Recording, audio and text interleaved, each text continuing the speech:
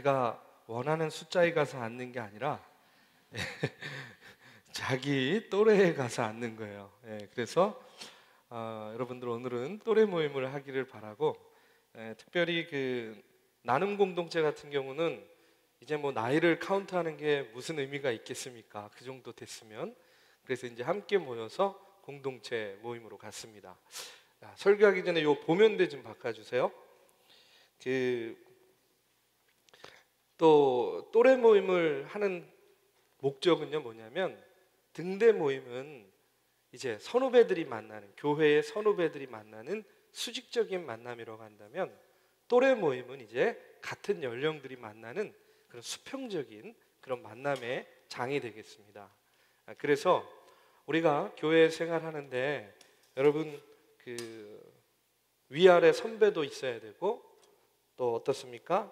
또래도 있으면 좋죠. 그래서 그런 교제를 위해서 우리가 이제 또래 모임을 하는 거예요. 특별히 여러분들 그 또래 모임을 통해서 새로운 친구들을 좀 챙겼으면 좋겠어요.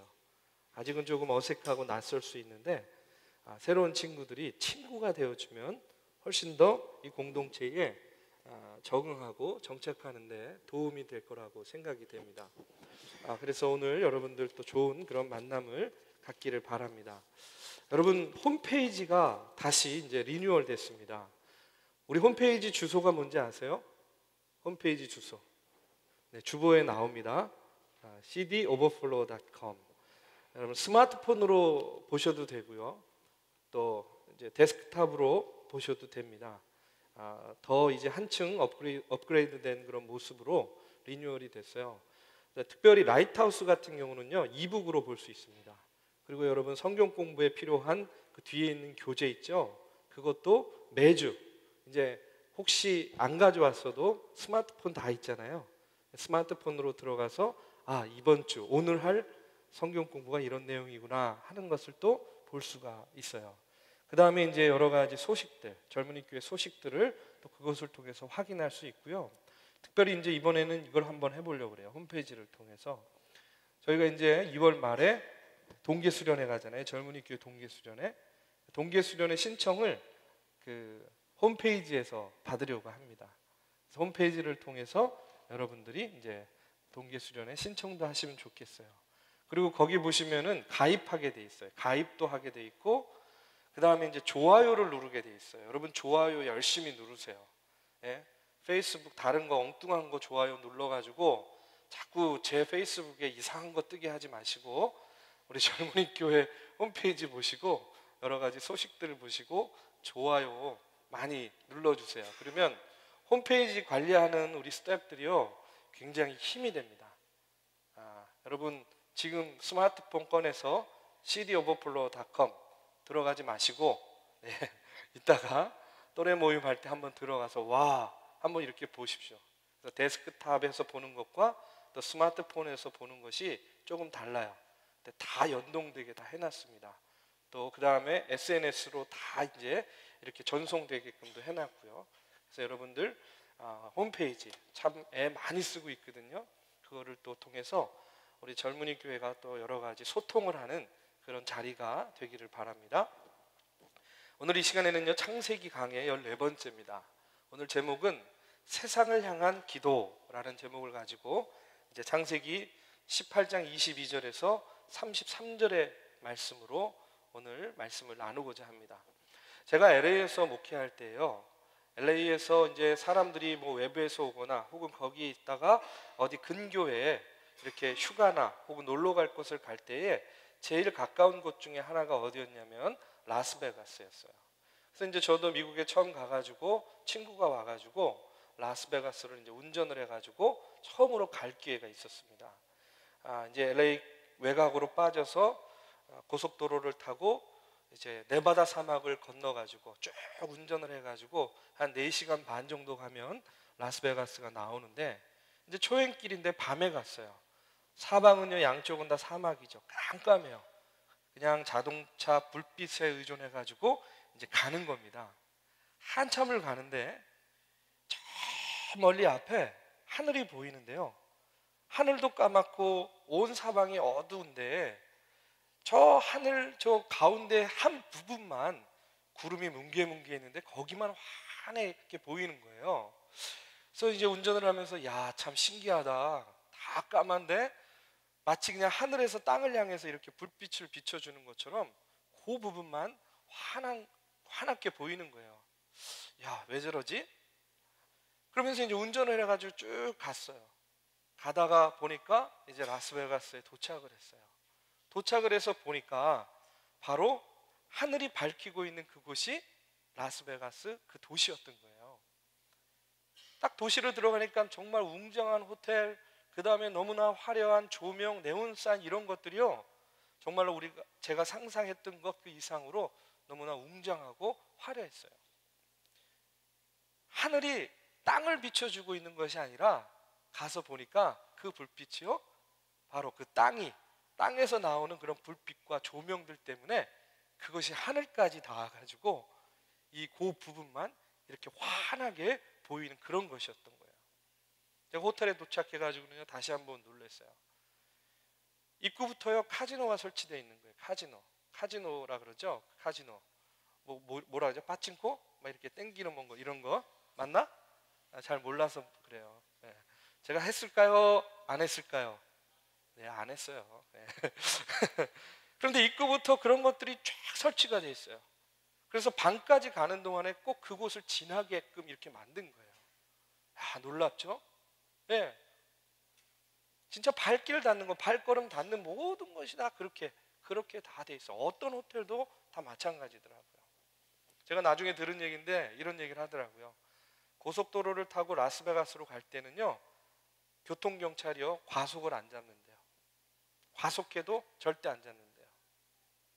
그런데 라스베가스에서 이제 도시로 다시 갈 때는 과속하면 잡힌대요. 그 이유가 뭐겠습니까? 야, 과속을 해도 좋으니 빨리 가서 뭐예요? 도박하라 이거야. 돈 쓰고 와라. 그래서 라스베가스 갈 때는 아무리 빨리 달려도 과속으로 잡지 않는데요. 제가 그곳에 가서 그 화려하고 웅장한 조명들, 네온 사인들, 사람들의 모습, 이런 환경들을 보면서 제 마음에 처음 딱 든 생각이 어떤 생각이었냐면 이런 거였어요. 야, 나는 소돔과 고모라를 가본 적은 없지만 만약에 소돔과 고모라가 의 모습을 이야기하려면 바로 이곳이, 지금 이 모습이 소돔과 고모라 아닐까 하는 그런 생각을 제가 갖게 됐어요. 여러분 어떻습니까? 여러분들도 다 소돔과 고모라가 어떤 곳인지 잘 모르잖아요. 그런데 우리가 타락한 도시의 상징, 그러면 소돔과 고모라를 쉽게 떠올릴 수 있지 않습니까? 다 이제 예수님을 믿고 성경을 읽고 그래서 성경의 이야기를 통해서 우리가 그렇게 알고 있는 건데, 왜 도대체 소돔과 고모라가 어떤 도시이길래 이렇게 타락의 상징으로 우리가 기억하고 있는가, 우리가 알고 있는가? 여러분, 소돔과 고모라가 어떤 도시인지요, 오늘 본문 말씀에 보면 나옵니다. 20절, 21절의 말씀에 보면 소돔과 고모라가 어떤 도시인가를요, 이제 짐작할 수 있는 그런 말씀이 나와요. 우리 한번 읽어보겠습니다. 20절, 21절 말씀이에요. 우리 함께 읽어봅니다. 자, 시작.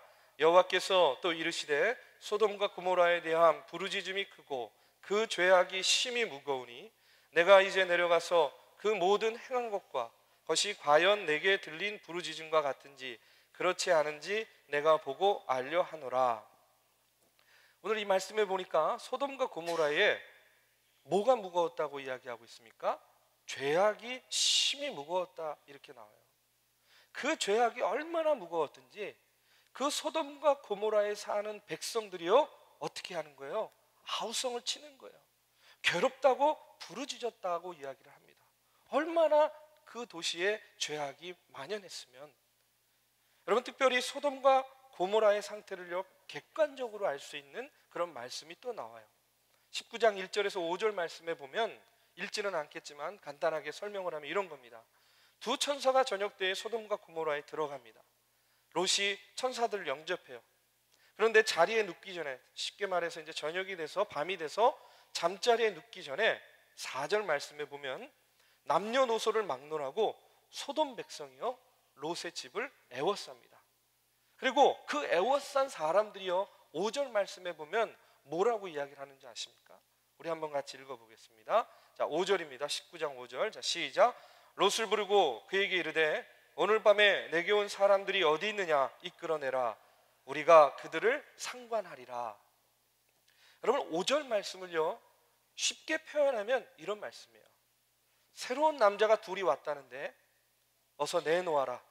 우리가 그들을 상관하겠다. 여러분 상관하겠다라는 뜻이 무슨 뜻인지 아십니까? 바로 성관계를 갖겠다라는 그런 뜻이에요. 새로운 남자가 둘이나 왔다는데 어서 내놓아. 우리가 그들과 성관계를 맺어야 되겠어 라고 하는 그런 말이에요. 여러분 새로운 남자가 도시에 들어왔다는 소식이요 이 소돔과 고모라 땅에 빅뉴스가 될 정도로 이제 소돔과 고모라는요 이미 남자들끼리요 다 어떻게 하고 있었어요? 상관하고 있었다는 거예요. 쉽게 말해서 동성애죠. 성관계를 맺고 있었다는 이야기예요. 이어지는 19장 6절에서 8절의 말씀에 보면 롯이 이렇게 이야기합니다. 롯이 문 밖에 무리에게 나가서 뒤로 문을 닫고 이르되 청하노니 내 형제들아 이러나 악을 행하지 말라. 내게 남자를 가까이 하지 아니한 두 딸이 있노라. 청하건대 내가 그들을 너희에게로 이끌어내리니 너희 눈에 좋을 대로 그들에게 행하고 이 사람들은 내 집에 들어왔은즉 이 사람들에게는 아무 일도 저지르지 말라. 이렇게 이야기해요. 롯이요 나그네들을 보호하기 위해서 아직 처녀인 두 딸을 내어주려고 했습니다. 물론 이 부분도요 지금 우리의 상식으로는 이해가 되지 않는 거지만 그러나 중요한 것은요 소돔과 고모라에서는요 남자들끼리의 동성애가 공공연하게 이루어지고 있었다라는 사실을 우리가 이 말씀을 통해서 분명하게 알 수 있어요. 여러분 오늘날에도요 동성애 문제가 굉장히 큰 이슈가 되고 있잖아요. 그렇죠? 네, 큰 이슈가 되고 있습니다. 동성애에 대해서 찬성과 반대로 나누어져서요 많은 논란을 일으키고 있어요. 저 개인적인 생각을 잠깐 말하라고 이야기한다면 저는 동성애는요 죄라고 믿습니다. 근데 왜 죄라고 믿냐면 동성애는요 하나님의 창조의 원리를 거스르는 일이기 때문에 그래요. 그냥 제가 감정적으로 심정적으로 죄라고 생각하는 게 아니에요. 성경 말씀에 그렇게 나와 있어요. 왜 하나님의 창조 원리를 거스릅니까? 여러분 하나님께서 남자와 여자를 만드시고 창세기 1장 28절에 보면 그 처음 만든 피조물에게 첫 번째 사명을 주십니다. 여러분 남자와 여자를 만드시고 하나님께서 그들에게 주신 첫 번째 사명이 뭔지 아세요? 바로 그거예요. 생육하고 번성하라 이거였어요. 생육하고 번성하라. 생육하고 번성하는 것이요 하나님께서 인간을 만드시고 그들에게 첫 번째로 주신 사명이었다는 거예요. 그런데 여러분 한번 생각해 보십시오. 동성애는 어떤 겁니까? 바로 이와 같이 생육하고 번성하는 것을 막는 일이에요. 불가능한 일이에요. 그런데 여러분 만약에 그런 일은 이건 만약이에요. 그냥 상상도 하지 마세요. 이 땅에 동성애가 다 만연해 가지고요 그렇게 된다고 한번 생각해 보세요. 그럼 인류가 어떻게 되겠습니까? 인류가 끝나는 거예요. 단절되는 거예요. 아유 과학적으로 뭐 어디 토픽에 보니까 남자도 임신을 했던데요. 지금 그 얘기하는 거 아니에요. 예. 뭐 그렇게 어렵게 하나님께서는 그렇게 어려운 방법으로 인류를 보존하라고 하지 않았어요. 그건 순리가 아니잖아요. 그렇죠? 하나님께서 이 땅에 인간을 만드시고 남자 여자를 만드시고 첫 번째 주신 사명이 뭡니까? 번성하라는 거예요. 생육하고 번성하라. 그런데 동성애는요 그것을 불가능하게 만드는 그런 일이에요. 그렇기 때문에 죄라는 겁니다. 그런데 여러분 동성애는 죄가 분명한데요 하나 좀 더 생각할 게 있어요. 그건 뭐냐면 동성애자를요 돌이킬 수 없는 죄인이다 이렇게 보는 것은 곤란합니다. 동성애는 죄인이에요. 우리는 신앙적으로 그것을 이야기할 수 있어야 돼요. 우리 믿음으로. 그러나 동성애자들에 대해서는 좀 달라요. 왜 그러냐면 한번 보십시오. 아담과 하와가 타락한 후에 어떤 변화가 일어났냐면 3장 18절의 말씀에 보면 이런 말씀이 나와요. 땅이 내게 가시덤불과 엉겅퀴를 낼 것이다 라고 이렇게 이야기해요. 여기서 말하는 가시덤불과 엉겅퀴는요 하나님의 창조의 세계에서 나타난 돌연변이를 이야기하는 거예요. 여러분, 돌연변이는 어떤 것을 의미하냐면 이런 거예요. 우리의 어그러진 상태, 우리의 일그러진 상태는요 다 돌연변이에요. 가시덤불과 엉겅퀴 같은 모습이에요. 우리들 삶 속에서 이 어그러진 모습들은. 근데 우리 모두는요 각자 다른 면에서 다 죄성을 가지고 있잖아요. 가시덤불과 엉겅퀴의 그런 가능성들을 우리가 죄라는 본성 때문에 누구나 다 가지고 있어요. 그런데 한번 생각해 보십시오. 이성애자예요. 나는 이성애자예요. 예? 저는 동성애자가 아니에요. 저 얘기하는 게 아니라 일반적으로. 이게 놀래요. 예. 나는 이성애자예요. 나는 동성애자가 아니에요. 그런데 만약에 이성애자인데도 불구하고 수많은 이성과 바람 피는 사람 있잖아요. 여러분, 변태는 얼마나 많이 있습니까? 변태. 예? 그런데 여러분, 이성애자는 정상인, 동성애자는 비정상인으로 구분하는 것이요 무슨 의미가 있겠습니까? 여러분, 하나님의 시각으로 보면 다 죄인이라는 거예요. 하나님의 시각으로 보면 다 죄인입니다. 우리 안에 있는 죄성과 우리가 알게 모르게 짓는 그 죄를 우리가 극복하는 것이 이 땅에서 사는 우리들의 또 삶이에요. 어떻게 그 죄를 극복하겠습니까? 우리가 하나님의 말씀을 붙잡고 하나님께 기도하고 몸부림치면서 내 안에 있는 잘못된 욕구, 가시덤불과 엉겅퀴와 같이 일그러진 나의 욕구들을 어떻게 하는 거예요? 제어하면서 사는 것이 바로 오늘 우리들의 삶이라는 그런 이야기입니다. 동성애자라고 할지라도 하나님 앞에 나와서 믿음을 고백하고 평생 자기의 그 동성애적인 욕구를요 하나님의 말씀으로, 하나님의 능력으로 억누르고 산다면 하나님이 그 사람 구원할까요, 안 할까요? 구원합니다. 왜요? 하나님은 모든 사람을 사랑하시잖아요. 모든 사람을 구원하길 원하시기 때문에 그래요. 그런데 여러분, 이성애자가 그 욕구를 누르지 못하고 바람피고 변태 같은 짓 하면 이성애자이기 때문에 동성애자보다는 더 구원의 확률이 높을까요, 안 높을까요? 아니죠. 이건 너무나 상식적인 일이에요. 그런데 이성애자라고 한다고 할지라도 비록 내가 이성에게 음욕을 품었지만 내가 그것을 쫓지 않고 하나님 앞에서 자신을 쳐서 복종시키면서 말씀을 따라 산다면 여러분, 그것이 믿음인 거예요. 그것이 믿음의 생활인 겁니다. 어떤 죄는 크고 어떤 죄는 작은 게 아니에요. 이성애자는 돌이킬 수 없는 죄인이고 동성애자는 돌이킬 수 없는 죄인이고 이성애자는 괜찮아. 여러분, 그것이 아닙니다. 죄는 크던 작던 죄예요. 제가 전에 한번 어떤 청년한테 이게 담배 피는 것을 저한테 들켰어요. 그래가지고 야, 너 이렇게 담배 피냐? 그랬더니 아우, 목사님 저 담배 많이 안 펴요. 그래서 그래, 얼마나 피는데? 뭐 저는요 하루에 몇 개 피밖에 안 펴요. 아니, 하루에 한 보루를 피나 하루에 한 갑을 피나 아니 한 개삐를 피나 담배 피는 겁니까, 안 피는 겁니까? 피는 거죠. 죄도 마찬가지라는 거예요. 큰 죄든 작은 죄든 죄입니까, 아닙니까? 죄죠. 큰 죄를 졌든 작은 죄를 졌든 죄인입니까, 아닙니까? 죄인인 거예요. 하나님의 눈으로 볼 때는요 우리 안에는 다 그런 죄성이 있는 거예요. 그렇기 때문에 여러분, 우리가 누구나 죄성이 있지만 죄 짓지 않으려고 우리가 이렇게 버티면서 사는 게 우리의 모습인 거예요. 죄 짓지 않으려고 우리가 몸부림치는 겁니다. 버티는 겁니다. 근데 여러분, 이 싸움을요 우리가 한순간 하는 게 아니에요. 평생 하는 거예요. 이 한 싸움에서 이겼으면 또 다른 싸움 하는 거고요, 하나를 이겼으면 또 다른 것이 도전을 해오는 거예요. 평생 내 안에 있는 죄성, 내가 지을락 말락하는 그 죄 지을 가능성, 이런 것들을요 우리가 참고 억누르면서 사는 것이 믿음의 삶이에요. 우리의 삶이라는 그런 이야기입니다. 여러분, 분명히 기억하십시오. 누구든요 자기가 짓는 죄가 가장 큰 죄예요. 남이 짓는 죄가 가장 큰 죄가 아닙니다. 하나님 앞에 섰을 땐 남의 죄를 가지고 우리가 판단받는 게 아니잖아요. 내 죄를 가지고 판단받는 거예요. 그렇기 때문에 내가 짓는 죄가 가장 큰 죄예요. 자기를 유혹하는 죄가 가장 큰 죄입니다.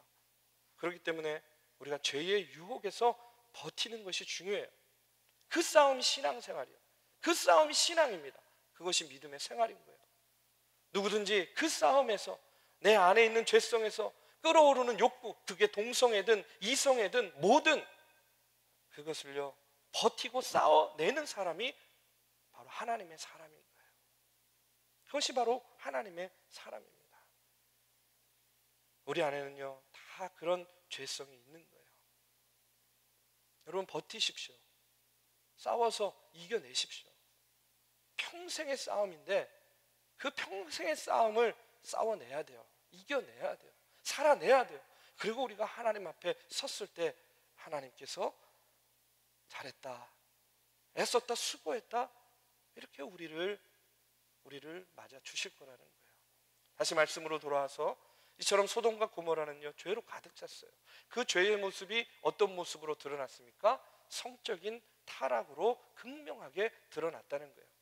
그런 소돔과 고모라를 하나님께서 어떻게 하시겠다? 심판하시겠다는 겁니다. 22절, 23절에 보면 이제 아브라함의 반응이 나옵니다. 하나님의 천사들의 경고를 받자마자 아브라함이요 반응을 합니다. 어떻게 반응합니까? 우리 한번 읽어보겠습니다. 22절, 23절인데요. 자, 시작. 아브라함은 여호와 앞에 그대로 섰더니 아브라함이 가까이 나아가 이르되 주께서 의인을 악인과 함께 멸하려 하시나이까. 지금 뭐라고 이야기합니까? 아브라함이 어떻게 반응했다고요? 여호와 앞에 그대로 섰다 이렇게 나와요. 여호와 앞에 그대로 섰다. 여호와 앞에 그대로 서서 뭘 했냐면 하나님, 의인은 악인과 함께 멸하시려나이까 기도하고 있는 거예요. 하나님 어찌하여 의인을 악인과 함께 멸하려 하시나이까? 아브라함이요 즉각적으로 기도하고 있습니다. 근데 사실 이런 기도는 소돔과 고모라를 위한 이 기도는 누가 해야 돼요? 누가 하는 게 맞아요? 소돔과 고모라 백성들이 해야죠. 당사자들이 해야죠. 그렇죠? 그런데 지금 누가 하고 있습니까? 아브라함이 기도하고 있어요. 아니 왜 아브라함이 소돔과 고모라를 위해서 기도해요? 우리가 지난주에 말씀을 통해서 살펴봤죠. 하나님께서 아브라함의 이름을 바꿔주셨어요. 아브라함에서 아브라함. 아브라함은 어떤 뜻이라 그랬어요? 존귀한 아버지. 그런데 아브라함은 어떤 뜻이라고요? 열국의 아버지. 아브라함은요 이제 한 가정의 가장이 아니에요. 한 가정을 책임지는 그 책임만 있는 것이 아니에요. 이제는 아브라함, 열국의 아버지입니다. 나라와 민족을 위해서 기도해야 되는 그런 책임이 그에게 주어져 있었던 거예요. 아브라함은요 이처럼 하나님께서 자신을 부르신 이유를요 분명하게 알고 있었어요. 뭘 해야 되는지 알고 있었다는 거예요.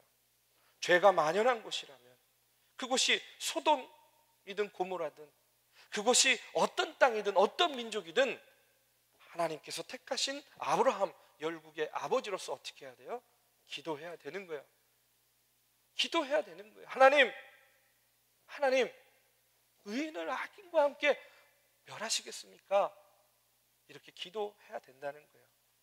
이것이 바로 아브라함이요 하나님께 부름받은 이유입니다.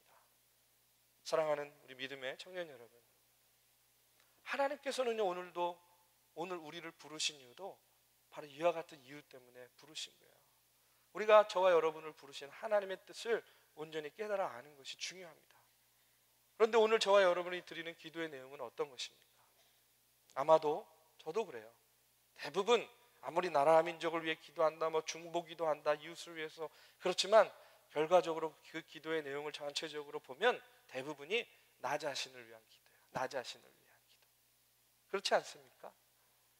이런 이야기가 있어요. 어떤 젊은 목사님이요 자신만을 위해서 기도하는 그 범주에서 벗어나지 못하는 성도들의 그 기도하는 모습이 안타까워가지고 이제 기도의 시간에 이렇게 제안을 했어요. 여러분 오늘은요 절대로 자기 자신을 위해서 기도하지 말고 나라와 민족을 위해서, 사회를 위해서, 교회를 위해서, 이웃을 위해서 기도합시다. 오늘은 절대로 꼭 약속합시다. 자기 자신을 위해서 기도하면 절대로 안 됩니다 하고 이렇게 이제 돌아가면서 기도를 시켰어요. 한 사람 한 사람 기도하는데 어떤 자매 차례가 됐어요. 근데 그 자매가요, 올드미스였나 봐요. 이제 다른 사람을 위해서 중보하며 기도하는데 이렇게 기도하는 겁니다. 하나님, 오늘은 저희 아버지와 어머님을 위해서 기도하겠습니다. 우리 부모님을 위해서 좋은 사육감을 주시옵소서. 이렇게 기도했대요. 네, 하여튼 말은 맞죠. 중보기도 맞죠. 부모님을 위해서. 네. 근데 여러분, 우리의 기도가 보통 이래요. 우리 개인이 갖고 있는 이 이기심의 범주에서 참 벗어나기가 어렵다는 거예요. 그런데 디모데전서 2장 1절에서 2절 말씀에 보면 바울이요, 디모데에게 이렇게 기도에 대해서 권면을 하고 있습니다. 우리 한번 같이 읽어보겠습니다. 자, 시작. 그러므로 내가 첫째로 권하노니 모든 사람을 위하여 간구와 기도와 도고와 감사를 하되 임금들과 높은 지위에 있는 모든 사람을 위하여 하라. 이는 우리가 모든 경건과 단정함으로 고요하고 평안한 생활을 하려 함이라. 누구를 위해서 기도하라 그럽니까? 모든 사람을 위해서. 그런데 그 모든 사람을 위해서 기도하라고 하면서 특별하게 임금과 지위가 높은 사람들을 위해서 기도하라, 이렇게 이야기를 하고 있어요. 여러분, 왜 높은 사람입니까? 왜 임금과 지도자를 위해서 기도해야 됩니까? 그 이유는요, 그 뒤에 나오죠. 우리가 모든 경건과 단정함으로 고요하고 평안한 생활을 하려 함이라. 여러분, 지도자를 위해서 기도해야 되는 이유는 무엇이냐면 이런 거예요. 그 지도자가 어떻게 결정하느냐에 따라서, 그렇죠? 대통령이 어떻게 결정하느냐에 따라서 나라의 운명이 결정되잖아요. 목사가 어떤 결정을 내리느냐에 따라서 그 교회의 방향이 결정되잖아요. 바로 그런 의미입니다. 그렇기 때문에 지도자들이 중요한 거예요. 지도자들을 위해서 기도해야 되는 거예요. 여러분, 저한테 기도해달라는 말 많이 하는데 저 여러분들을 위해서 늘 기도하죠. 그런데 여러분들이 저를 위해서도 기도해야 돼요. 네. 기도가 제일 필요한 사람이 교회에서 누구겠습니까? 예? 저예요, 저. 제가 기도가 제일 필요한 사람이에요. 이 나라에서 기도가 제일 필요한 사람이 누구겠습니까? 대통령이에요, 대통령. 바울은요, 디모데에게 중보 기도를 이야기하면서 바로 이렇게 기도하라고 이야기를 하고 있어요. 나라가 마음에 안 들고, 지도자가 마음에 안 들어요, 목사가 마음에 안 들어요, 이웃이 마음에 안 들어요. 그래도 기도해야 됩니다. 여러분, 아브라함이요, 만약에 소돔과 고모라를 심판하겠다 이런 얘기를 들었을 때, 아이고 하나님, 잘 생각하셨습니다. 저 소돔과 고모라는요, 망해도 싸요. 성적으로 너무나 타락했고요, 정말 죄악이 만연한 곳이에요. 그냥 대충 하지 마시고 그냥 완전히 그냥 심판을 하십시오. 저 롯의 가정, 저 롯이요, 심판받아도 마땅해요. 제가 그래도 어른으로서 네가 좌하면 내가 우하고 네가 우하면 내가 좌하겠다 했을 때, 아이 그래도 먼저 하시죠, 선택하시, 이래야 되는데 배은망덕하게 네 그래요? 이러면서 눈에 보기 좋은 소돔과 고모라 선택한 이 배은망덕한 롯, 심판받아도 마땅해요. 여러분, 만약에 아브라함이 이렇게 반응했다고 한번 생각해 보십시오. 하나님이 아브라함을 선택했을까요? 아니에요. 선택하지 않았습니다. 아브라함은요, 하나님의 마음을 알고 있었어요. 하나님께서 왜 나에게 지금 이와 같은 말씀을 하시는지 하나님의 마음을 헤아릴 줄 알았다는 겁니다. 그렇기 때문에 그는 하나님께 기도할 수 있었어요. 하나님, 의인을 악인과 함께 멸하려 하시나이까? 사랑하는 믿음의 청년 여러분, 저는요, 이것이 그리스도인의 모습이라고 믿습니다. 이것이 믿는 자의 모습이에요. 우리도 이렇게 기도해야 됩니다. 세상을 위해서 우리가 기도해야 돼요. 나라와 민족을 위해서 기도하고, 지도자를 위해서 기도하고, 가족과 이웃을 위해서 기도하고, 내가 자기 힘으로 살까봐 기도하고, 내가 세상 유혹에 무너질까봐 기도하고, 변질될까봐 기도하고, 무엇보다도 내가 하나님의 손을 놓칠까봐 우리가 기도해야 되는 거예요. 아브라함은요, 이제 기도를 시작하면서 이렇게 간구합니다. 24절에서 33절의 말씀에 보면 의인 50부터 시작해서요 쭉 내려가요. 어디까지 내려가죠? 10까지 내려가요. 아니 왜 10에서 그쳤을까요? 5, 아유 하나, 뭐 여기까지 내려가도 되는데. 근데 여러분 이 10이라는 숫자는요 어떤 상징적인 의미가 있어요. 의인 10명만 있어도 멸망치 않겠냐고 물어요. 하나님 그렇게 하시겠다고 응답합니다. 근데 이 의인 10명은, 이 10명은 최소치를 말하는 거예요. 보통 이 당시 한 가정의 구성원을 보면 보통은 10명이 넘었거든요. 한번 생각해 보십시오. 롯의 아내, 롯의 두 딸, 두 사위, 6명, 자녀들이 있을 수도 있고요. 또 종들이 있을 수 있잖아요. 10명 훌쩍 넘어요. 그럼 뭡니까? 의인 10명은 소돔과 고모라에서 단 한 가정만이라도, 단 한 가정만의 의인만 있어도 된다는 그런 상징적인 의미인 거예요. 아마도 아브라함에게 이렇게 말씀하시는 하나님의 마음은요 예레미야 5장 1절의 말씀에서도 잘 드러나고 있습니다. 예레미야 5장 1절의 말씀 우리 한번 같이 읽어보겠습니다. 너희는 예루살렘 거리로 빨리 다니며 그 넓은 거리에서 찾아보고 알라. 너희가 만일 정의를 행하며 진리를 구하는 자를 한 사람이라도 찾으면 내가 이 성읍을 용서하리라. 하나님께서 지금 뭐라고 이야기합니까? 너희가 이 성읍 가운데에서 정의를 해가고 진리를 구하는 자 한 사람만이라도 찾으면 어떻게 하시겠다고요? 용서하겠다고 이야기하고 계세요. 단 한 가정만이라도, 아니 10명이 아니어도 좋으니까 단 한 사람의 의인만 있어도 내가 소돔과 고모라를 멸망하지 않을 터인데, 여러분 이것이 하나님의 마음이었을 거라는 거예요. 그런데 우리가 알다시피 소돔과 고모라가 어떻게 돼요?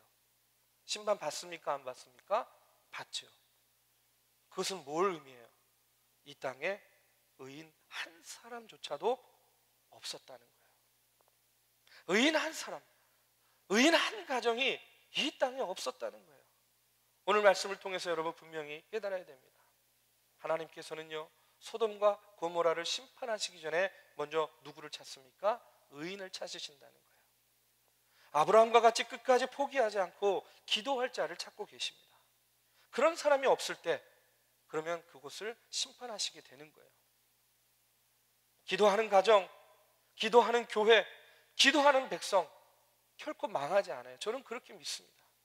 이 땅의 교회와 성도들이 바로 이것을 통해서 부름 받았어요. 내가 젊은이 교회를 위해서 기도하는 그 한 사람이 되면 젊은이 교회는 무너지지 않아요. 내가 이 나라와 민족을 위해서 기도하는 그 한 사람이 되면 하나님께서 이 나라와 민족을 세워주신다고 믿습니다. 내가 이 사회를, 이 썩어져가는 사회 한탄만 하는 것이 아니라 이 땅을 위해서 기도하는 그 한 사람이 되면 하나님께서 이 사회를요 붙들어 주신다는 거예요. 여러분 세상이 왜 타락해 갑니까?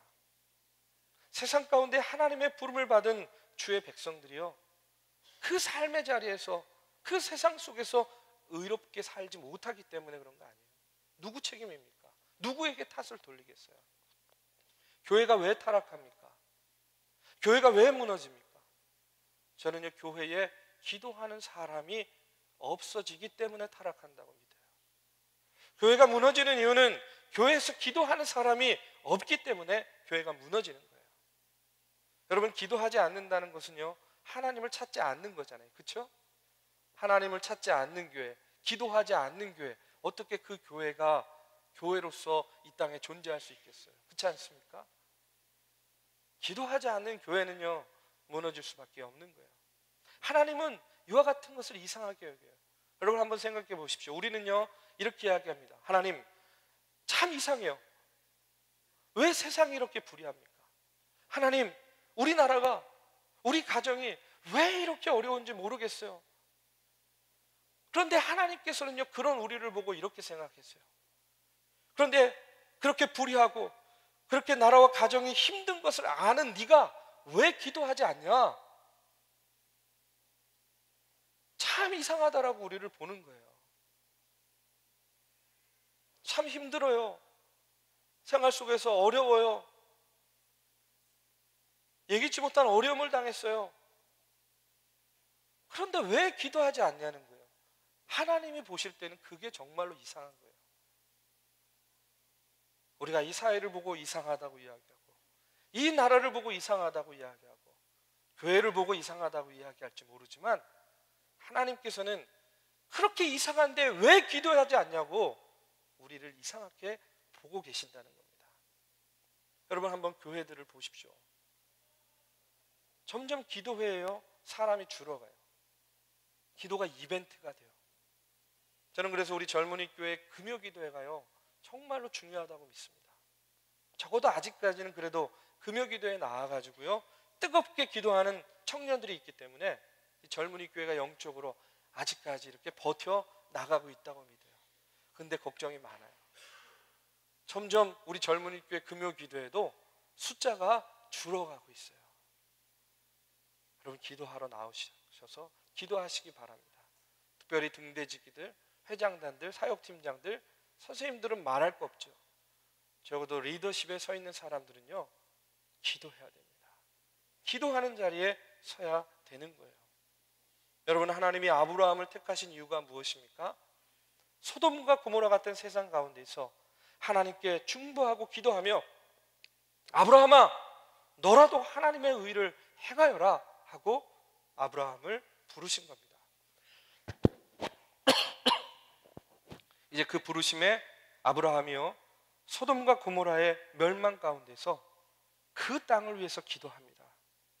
마찬가지로 우리도 이 나라와 이 민족을 위해서, 이웃을 위해서 기도해야 되는 거예요. 저러면 안 되는데, 저렇게 살면 큰일 나는데 우리가 근심만 하고 한탄만 할 것이 아니라는 거예요. 내가 좋아하는 중보의 대상만을 위해서 기도할 것이 아니라는 거예요. 나라와 민족을 위해서, 세상을 위해서, 교회를 위해서 우리가 이상하면 이상할수록 어떻게 해야 돼요? 기도해야 돼요. 기도하지 않으면 하나님은 그런 우리를 더 이상하게 보신다는 겁니다. 그리고 기도하는 것만이 아니라 끊임없이 나를 쳐서 복종시켜야 됩니다. 뭘 치는 거예요? 내 안에 있는 죄성, 스물스물 올라오는 나의 욕구들, 그 욕구들로 인해서 내가 죄 지을 가능성이 높아지는 거예요. 그것을 쳐서 복종시키는 거예요. 이 싸움은요, 우리가 믿음의 생활을 하면서 평생 해야 될 싸움인 거예요. 나의 죄성을 믿음으로 누르고 또 억제함으로 내가 하나님께서 찾으시는 그 한 사람, 그 의로운 사람, 하나님의 마음을 알고 기도하는 그 기도의 사람이 되기를 주님의 이름으로 축원합니다. 이 시간에 우리 함께 다 같이 찬양하고 기도하는 시간을 갖겠습니다. 여러분, 오늘 이 시간에는요, 절대로 나에 대한 기도하지 말고 꼭 다른 사람을 위해서 한번 중보 기도하는 시간 가졌으면 좋겠어요. 네.